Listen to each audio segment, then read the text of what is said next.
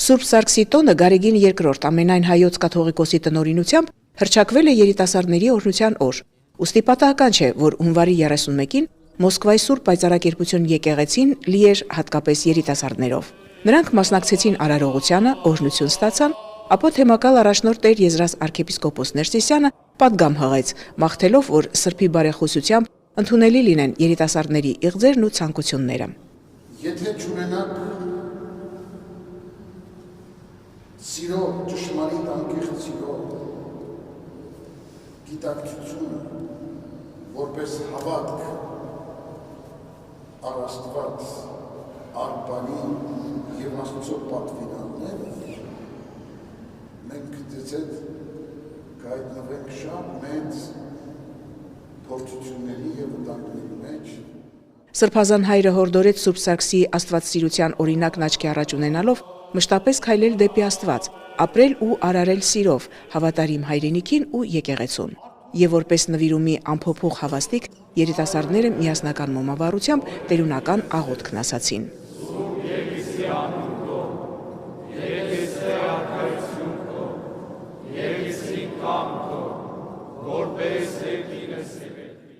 Սուրբ Սարգսիսը միջնադարյան աղոթերքերում ներկայանում է արիասիրտ, հանուն Քրիստոսի նահատակված քաջ զինվորական, անկոտրում ու աներեր հավատքով։ Երիտասարդները գիտեն, որ հատկապես Սրբին նվիրված տոնին չամուսնացածները սպասում են սիրո հրաշքին, գիտեն նաև, որ հիշատակելի Սրբի բարեխոսությամբ հրաշքն անպայման իրականություն կդառնա։ Ինձ համար սիրո եւ բարի հույսի տոն է, որովհետեւ Սուրբ Սարգիսը իր օրինակով մեզ ցույց տվեց, որ պետք է սեր ունենալ Աստծո նկատմամբ եւ ուժեղ լինել։ Сегодня, в День Святого Саркиса, я молюсь, чтобы он был заступником нашей молодежи, помог обрести любовь, найти верного спутника и помог всем нуждающимся и страждущим. Սուրբ Պայծառակերպություն մայր տաճարում օրհնություն ստանալուց հետո երիտասարդները մեկտեղվեցին Տապան թանգարանում։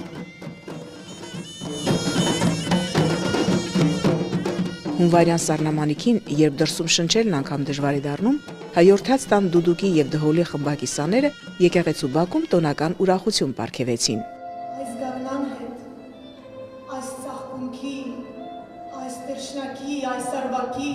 Թանգարանի ընդարձակ սրահներից մեկում նոր երիտասարդաց միության անդամները կազմակերպել էին Սերն իբրև Աստվածային շնորհ խորագրով գրական երաժշտական երեկո համեմված հոգեպարար երգերով ու բանաստեղծություններով։ Իսկ ժամանց երիտասարդական սրահում ցուցադրվեց Սիրելով կյանքը կարճամետրաժ 2 ֆիլմ։ Երիտասարդության այսպիսի ներգրավվածությունը վառ վկայությունն է այն ճշմարտության, որ եկեղեցին